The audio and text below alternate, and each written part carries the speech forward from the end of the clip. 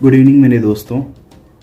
मैं आपका मैकेनिकल प्रधान कुछ ऐसे टॉपिक लेके आया हूँ जो जनरली ये आपको नॉर्मल ही लगेगा। जो इस फील्ड से रिलेटेड है बंदा, उसे तो ये नॉर्मल ही लगेगा। जैसे ऑपरेटर हो गया, क्वालिटी पर्सन हो गया, या फिर इस इंडस्ट्री से रिलेटेड कोई वर्क कर रहा है, ये सब जनरली आपको ये पता होगा। और जो जनरली घरों में यूज होता है वो भी नट बोल्ट्स के बारे में तो जानते ही होंगे, लेकिन उसका साइज क्या होती है उसके बारे में आपको पता नहीं होगा कि कैसे साइज मेजर करते हैं और क्या कहते हैं।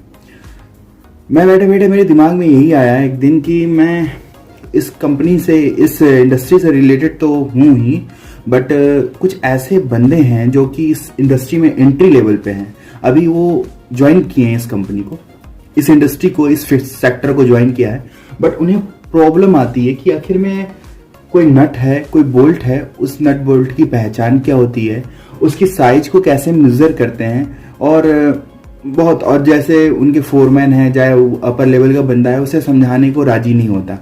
इस प्रॉब्लम को सॉर्ट आउट करने के लिए मैं मैकेनिकल प्रधान, मैं आपको एक ऐसा सोल्यूशन और ऐसा शॉर्ट ट्रिक बताऊंगा जो कि आप मिनटों में आप उसे पहचान लोगे, उस नट और बोल्ट की साइज को। और किसे नट बोलते हैं, किसे बोल्ट बोलते हैं, ये तो भली भांति सभी को पता है, लेकिन जो नहीं जानता है वो जान जाए। जैसा कि अब मैं पीछे बैक साइड में देख रहा हूँ, आपकी फिगर में बना के आपको दिखाना चाह रहा हूँ। जैसे कि इस ऐसे स्ट्रक्चर को बोल्ट बोलते हैं, जिसपे थ्रेड, एक्सटर्नल थ्रेड होते हैं, जिससे बोल्ट होते हैं। इससे अलग अलग वो कोनिकल बोल्ट हो गया, हब बोल्ट हो गया, कैरस बोल्ट हो गया, अलग अलग साइज एंड शेप के हिसाब से इसका नाम चेंज होता रहता है, बट स्ट्रक्चर यही होता है। आपको ये बोल्ट बोलते हैं, बोल्ट स्क्रू। और नट का साइज आपको ये जनरली सबके कॉमनली घरों में भी यूज होता है। नट का शेप एंड साइज जो है ऐसा होता है, और जो जनरली घरों में भी यूज होता है, हम लोग भी यूज करते हैं डेली लाइफ में। कभी ना कभी एक दो बार हफ्ते में ऐसा नट बोल्ट की जरूरत पड़ जाती है। तो ये है नट बोल्ट, इसे बोलते हैं नट बोलते हैं, ठीक है।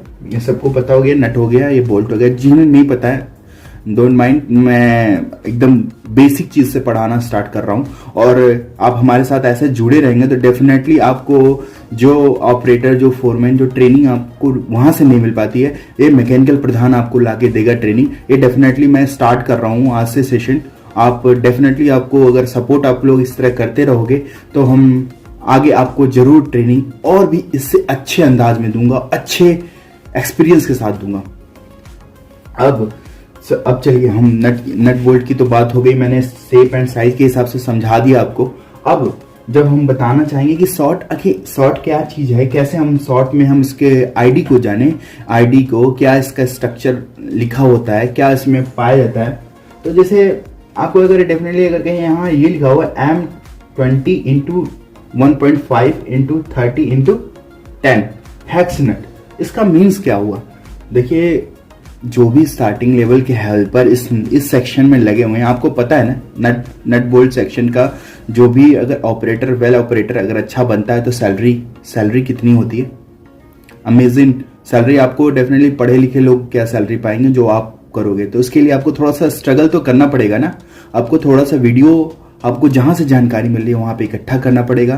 फ्रस्ट्रेट नहीं होना है, थोड़ा लगे रहना है। हम डेफिनेटली कह रहे हैं, अगर आप साल 2 साल के अंदर अगर आप मेहनत करते हो तो आपको 40, 50, 60 पाना बहुत बहुत मामूली बात हो जाएगी आपके लिए। मैं इसीलिए कहूँगा कि आप थोड़ा सा मेहनत करो, थोड़ी सी जानकारी कहीं से भी इकट्ठा करो, जहां से मिल रही है वहां से इकट्ठा करो।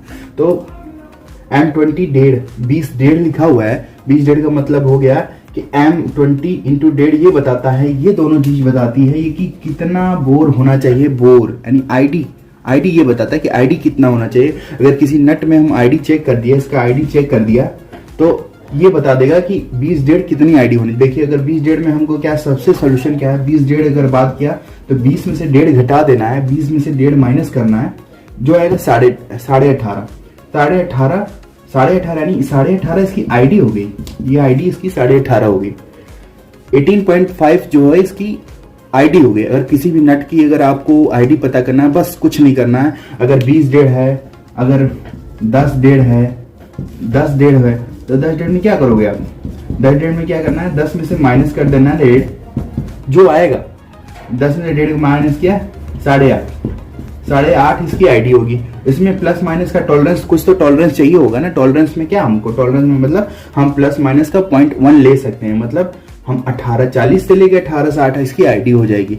सेम किसी भी एमएम वाले नट में हम हमेशा बोर निकालने के लिए यही फॉर्मूला अपनाते हैं। बस इसकी इसमें से माइनस कर दें, इसकी जो इसको बोलते हैं पिच इसको बोलते हैं, पिच जो है इसमें माइनस कर देना है। माइनस करने पर तुरंत आईडी आ जाएगी इसका। कहीं भी आपके इंडस्ट्री में कहीं भी अगर नट पड़ा हो, बस केवल आईडी नापना है आपको, आप बता सकते हो कि कितने का नट है, ये कितनी साइज का नट है। ठीक है। दूसरा जो आगे का डिस्क्रिप्शन लिखा होता है, आगे जो 30 लिखा होता है, 30 लिखा है कहीं 12, ये जो होता है क्रॉस फ्लैट लिखा होता है। एक क्रॉस फ्लैट पता है ना आपको कि क्रॉस फ्लैट क्या होता है? फ्लैट टू फ्लैट, यानी एक फ्लैट से दूसरे फ्लैट की दूरी जो होगी ये क्रॉस फ्लैट होता है। तो एक क्रॉस फ्लैट इसलिए ये क्रॉस फ्लैट लिखा होता है। और जो लास्ट वाला होता है वो थिकनेस लिखा होता है। थिकनेस यानी इसकी मोटाई, इसकी मोटाई बताया जाएगा कि इसकी थिकनेस कितनी होनी चाहिए। ये थिकनेस, आई होप आपको नट का आईडी नापने आ गया होगा। बोल्ट का भी सेम इसी तरह होता है, बस थोड़ा सा ये क्योंकि इसमें इंटरनल थ्रेड होता है, इसके अंदर थ्रेड बना होता है।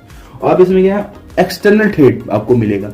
एक्सटर्नल थ्रेड में क्या होगा, इसका कैसे साइज नापना है इसको भी मैं डिस्क्राइब आसानी से करूंगा कि आपको भी पूरी तरह से आ जाए।